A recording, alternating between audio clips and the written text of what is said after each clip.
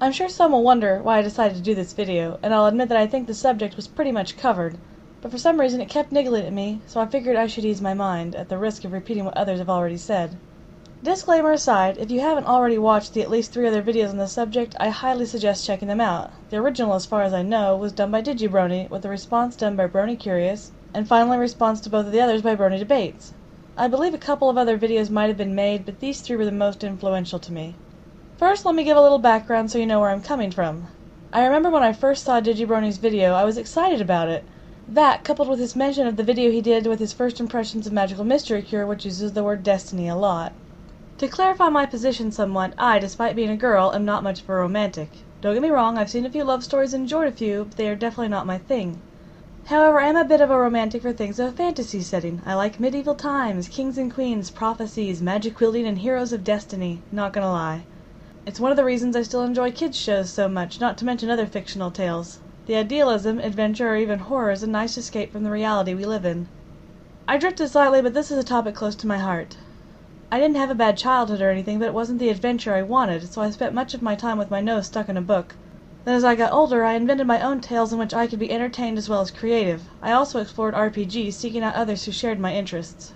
It's this way of thinking that's made me predisposed to loving Digi's video. But I want to break down the word before we go much further. Destiny. That poor word is probably starting to feel a bit insecure. Digibrony stated that he thought destiny ruled pony society. You had a cutie mark, destiny to uncover, and then you could take your place in society.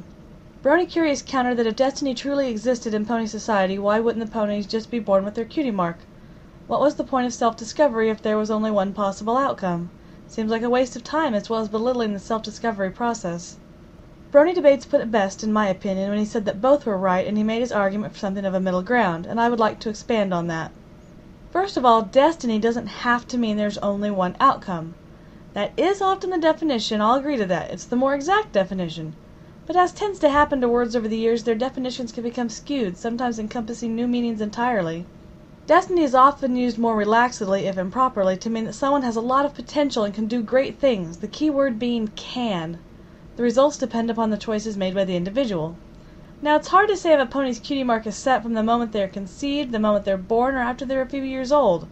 To compare to humans somewhat, we aren't complete blank slates when we're born. Some things are inherited. For instance, it doesn't matter how much I dreamed of being a singer as a child, I simply didn't have the voice for it.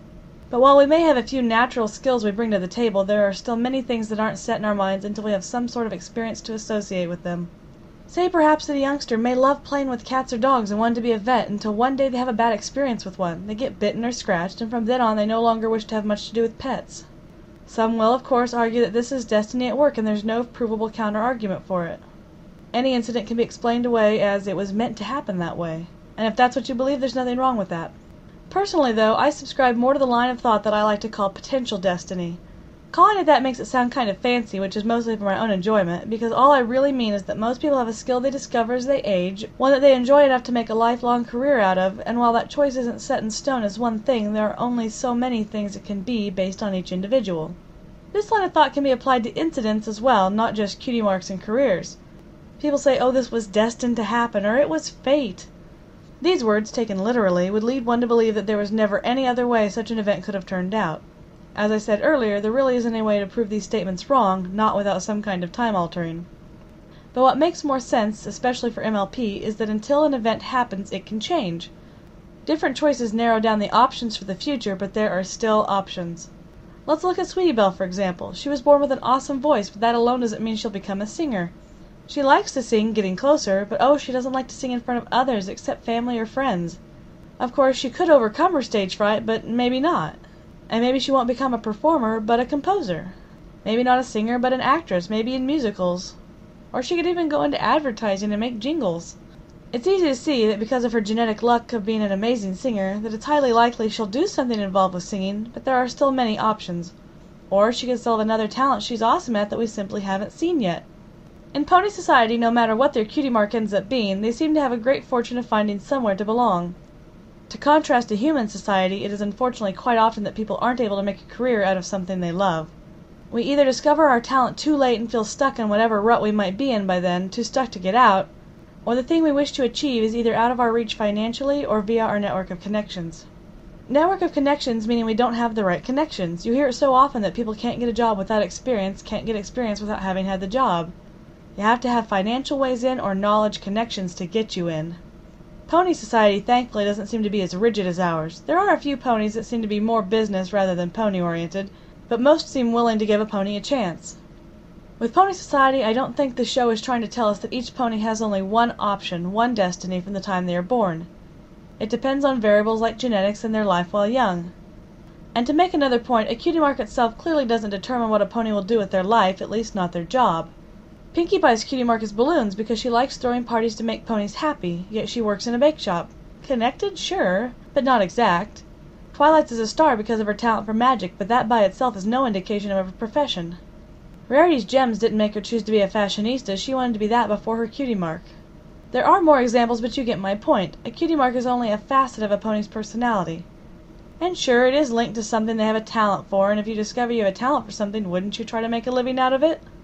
Or if you couldn't, because perhaps it was more recreational, you'd get a job doing whatever while indulging in your talent in your spare time. A pony has to go through self-discovery as a youngster because such events help to shape their personality, not just their profession. The journey is more important than the destination. The cutie mark, I think, is more of a confirmation for the young pony that this thing they care about does have meaning, and now they can start a new journey as they try to find their place in society, using their cutie mark as a starting point.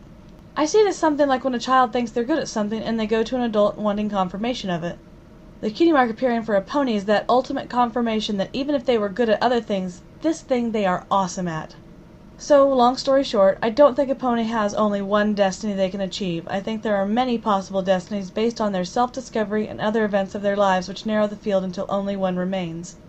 And finding one isn't the end of all their life paths, just a junction at which they can stop and take a breather before setting out on the next step to their next destination. What are you talking about? You're talking gibberish. Bring me cake.